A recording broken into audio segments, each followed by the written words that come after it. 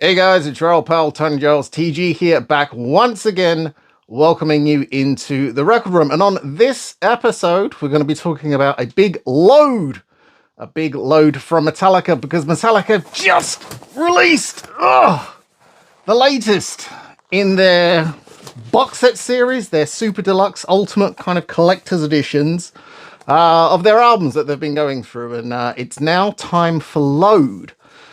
A divisive album in the Metallica catalogue. I'm not necessarily sure it's the most divisive. It could be. Well, that could be some anger. Could be Death Magnetic. Who knows? But Load is an album that I remember really anticipating. Really kind of... I couldn't wait for more Metallica. You know, at that point, I was a dyed-in-the-wall Metallica fan. And coming off the massive success of the Black Album, or just Metallica as it's actually titled, what could you do? You know, that album literally dominated and conquered the world. Made Metallica the biggest band in the world at the time. So, you know, there were a couple of avenues they could have gone down. You know, a lot of bands were kind of heading in that new metal direction. Some were going a bit grungy. Metallica decided to, I don't know, do something different. And Load is an album that I haven't really gone back to over the years, to be honest, because, as I said, I wasn't a fan. I actually preferred the Reload collection over Load. But with this box set came the opportunity to kind of reassess my feelings towards the album. And actually, you know, obviously we'll get into what's inside the album, but it ultimately comes down to the album itself, because without the album, we wouldn't have this fantastic package. And I will say off the bat that the package is fantastic. And Load is kind of an odd album. There are parts on this album that I absolutely love and adore. I think the single, Until It Sleeps, which was the first single from the album, I still rate that as one of my favourite Metallica songs. I think it's absolutely fantastic. I love James's vocals. I love everything about it. But there are some other tracks on the album that just sound like album tracks. And I know, okay, that kind of defeats... it sounds like it defeats the purpose, you know. It is an album, so it should have album tracks. But if you go back and look at the Metallica album, I mean, every song on that album could have been a single. I mean, a lot of them were. What did they have? 5, 6 singles off that album? I didn't know what to expect from Load at the time, and I was disappointed. Here we are, what is it, 30 years later, something like that? Am I still disappointed with the album? Kinda. But kinda for different reasons this time. I appreciate that Metallica had been going for a long time at that point. This was their, 6th album? They'd done a lot of stuff, you know, they'd conquered the world, so really they could do whatever they wanted. The album was going to be a success regardless. The album we got,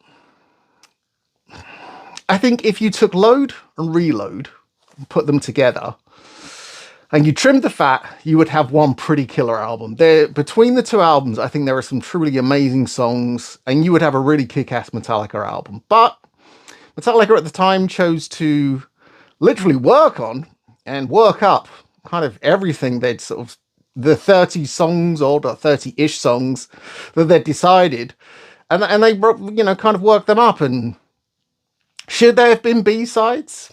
I don't know, it's not really for me to say. All I know is that as a fan, I was left a little bit disappointed. But am I disappointed with this box set? Yes and no. There are good points about this box set, and there are some odd choices about this box set. But ultimately, I am glad it exists. I'm glad that I've added it to the collection.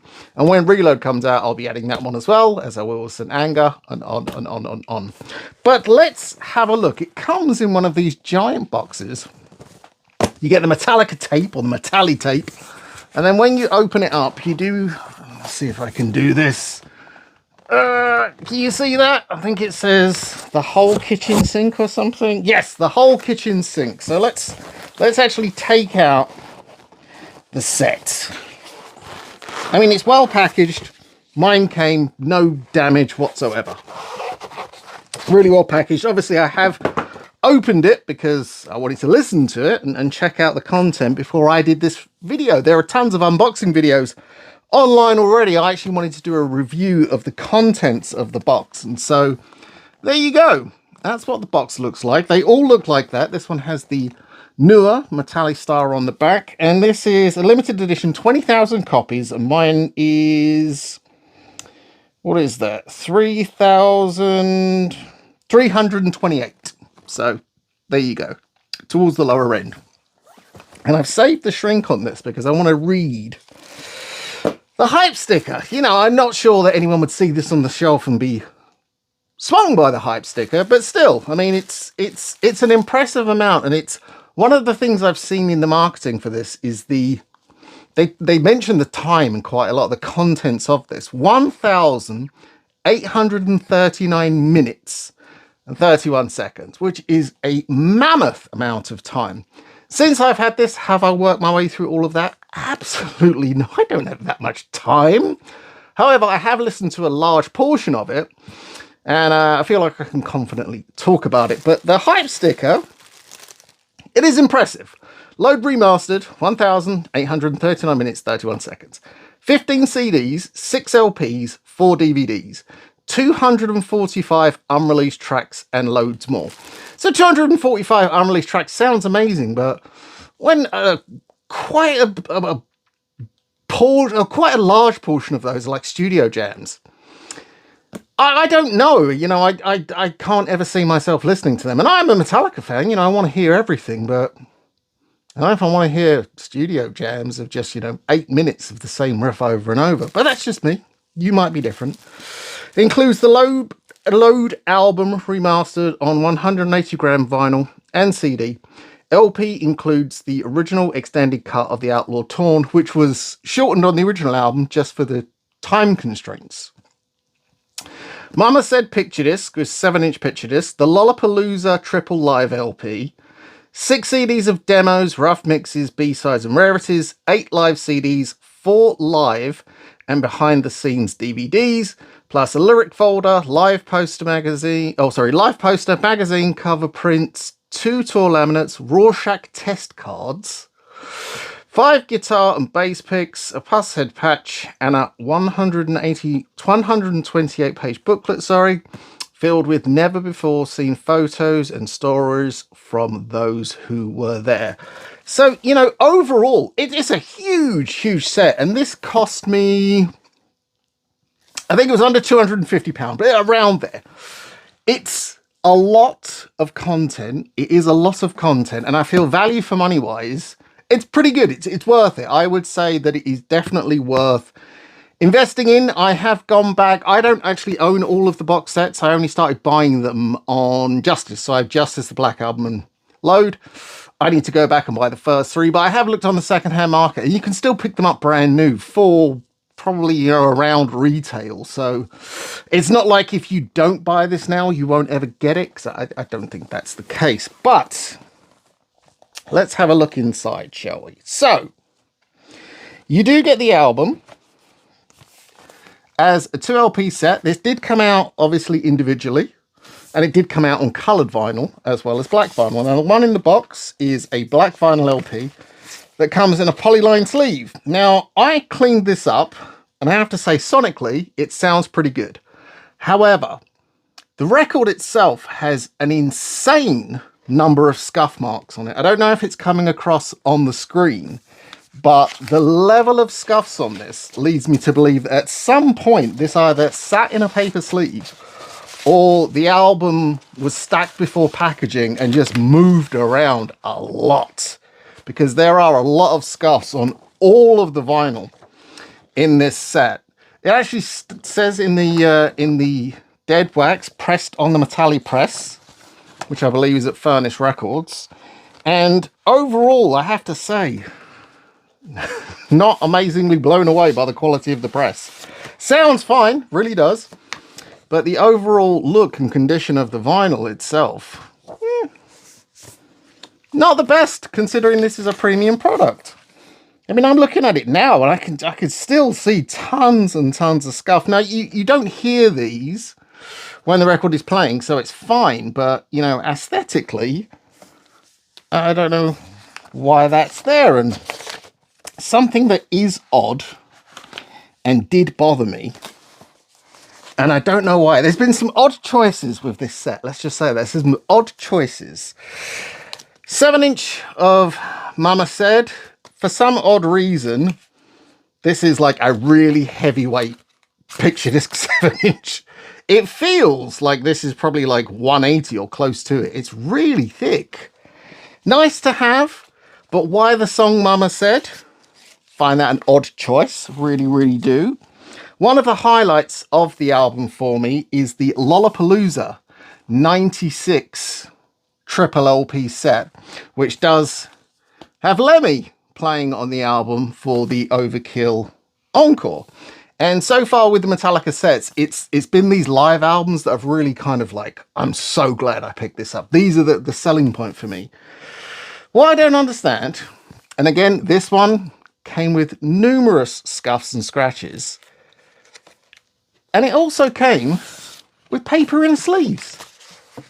Now, why would you put the album with polyline sleeves and then choose to have paper sleeves on this? You can only get this in this set. It's a premium product, and yet you've scrimped out. And honestly, you've barely saved. As someone that works in the industry, the price difference between poly and paper really isn't that much. So I find that to be something of an odd choice. Again, though, I cleaned up the record. It looks, oh, it doesn't look good. It sounds good, which is the most important part. And it's a nice trifold. Lars and Lemmy. There's Jason and Kirk. Kirk, rather. So there you go. There's that. Okay, so that is the vinyl portion. As a vinyl collector, it's not a lot. I'm never going to play that 7-inch. In fact, I'm pretty sure I still have one from when the single came out. However, I still have a CD player, I still have a Blu-ray player, so I can still listen and, you know, watch the other stuff. So that's good. You get a booklet of lyrics, which is nice. It is nice. You get a download card as well for the album. And, you know, lyrics as they went along. I looked through one of these and I found the lyrics here, a song called FOBD, which actually turned out to be the lyrics for Until It Sleeps, so clearly had a different name to start with. Overall, quite a nice little inclusion. That I'm pleased with that. Now, something that really did baffle me, and I don't get this because they actually had this on the hype sticker. You've got a card print of the Rolling Stone cover for Metallica's Lollapalooza headliner, but it's a cropped image, which is very strange. They've cropped the top of this off, which is very weird, and it's kind of low res, which I don't understand this. Why would you do this? That is, I don't get that. That for me is kind of like a bit of a head scratcher. And then you also get one of the or the Lollapalooza poster, but it's really tiny. You know, I'd rather not have had the print, had a bigger version of this. Okay, fair enough, fair enough. You do get a very, very nice, thick hardback book, which I haven't actually opened yet. So let's do that now, shall we? Let's take this off. Very nice, very, very nicely done. Nice bit of spot gloss, nice and thick. Let's have a look here. Fair amount of blood and semen on the inside. No, actually, that's the name of the image. Yeah, lots of pictures, words, etc. I'll go through this. I will enjoy looking through this when I'm listening to the live album. Then you get to the various CD parts of the box set. And there are many of these. And this is cool. This is very, very cool. There are some strange choices though. So you have Load as a double CD, which is nice. Shadowcast, riffs, demos, session takes, rough and alternate mixes. And there is, what, how many tracks are on here? 29 and 12 on the two different CDs. So, you know, fair amount of stuff. Another disc of Shadowcast, another, what is this? 2x4, take 16. Ronnie, take 16. Dusty, take 12. Mama Said, new arrangement, take 7. Maybe I'm not the Metallica fan I think I am, because I don't know if I'm ever going to listen to this stuff. And then you've got Shadowcast Disc 5, which again is more riffs, demos, sessions. Load Rough Mix, Kirk Solo Comp, Mama Said alternate mix. Oh, and I've just seen that mine is actually opening up. The glue hasn't held. Never mind, it's not the end of the world. But again, this wasn't a cheap product. Then we've got club shows and rehearsals. So this is just live stuff, which I'm all down for the live stuff. Live CDs, live albums, I'm all for that. B-sides and rarities. Nice to have. Not essential, but it does go nice. Got some nice... you got the whole Motor Headache mess on here, which I think was Hero of the Day or something like that. It was the B-side of. You've also got the really awful Until It Sleeps Herman Melville mix, which is Herman Melville is Moby. Some guitar and bass plectrums. Nice to have. Nice patch. And if I can get them out, which apparently I can't, you have 2 reproduction tour laminates, Pure Touring Me in Europe and Pure Touring Me in North America. Now these are nice to have. You know, I would never take them out of the box, but it's nice to have this stuff. So that's one lot, and now let's go through some other bits. Pure Touring Me 96-97, the soundboard tapes. Soundboard recordings of live material, always down for that. Where is this one? Does it say? It just says the soundboard tapes. This one is Poor Norwegian Me. This is from Oslo in Norway in 1996. Nice double CD. You know, stuff like this I will have all day, every day. Now this is a weird choice. Pack of Rorschach cards, which I'm never going to open these. Odd choice. Odd choice. This I've listened to quite a lot because this is one of my favourite Metallica shows. This is Metallica at Donington, Escape from the Studio 95. I remember when that happened. Very cool. And now you get onto the DVD portion. Studio and UK shenanigans. Kind of VHS quality and kind of dull, if I'm honest with you, if not the best. Polar Beach Party, which is a live show from Canada, as well as the third part of the year and a half in the life of Metallica. Poor Swedish Me, which is live in Sweden in 96. So nice to see a live concert. And then you've got some on-air and TV appearances, plus I believe the videos for the songs from the album. So overall, there is a feast for the eyes and a feast for the ears. I just find some of these choices a little bit strange. I mean, Rorschach cards. Odd. That poster print. Kind of odd. The fact that the vinyl itself had scuffs all over it. Like, is there anyone at the plant doing quality control? I don't know, but overall, I am very happy with the final product. Everything I've listened to so far has been amazing. There's a good chance I'm never going to listen to all of this stuff. In fact, I don't know that a lot of Metallica fans will. You know, if someone out there has actually listened to everything, please comment down below. But I think it's a fantastic box set. If you are a Metallica fan, even a cursory one, if you have the money, it's well worth investing in. Those live discs are the jewel in the crown for me. You know, seeing the live DVDs, hearing the Lollapalooza set, that's all killer. And the album itself, yeah, I guess it has grown on me a bit, but again, I still feel like between Load and Reload, there was a good album there. Unfortunately, there's just too much other stuff surrounding it. But that's just my opinion. What about you guys out there? Are you a fan of Metallica's Load? Have you picked up the gigantic Load box set? Do let me know, and everyone else know in the comments down below. But that's it for this episode. Thank you for joining me once again on The Record Room. Your support really does mean a lot. But in the meantime, stay gold and spin those blackest circles.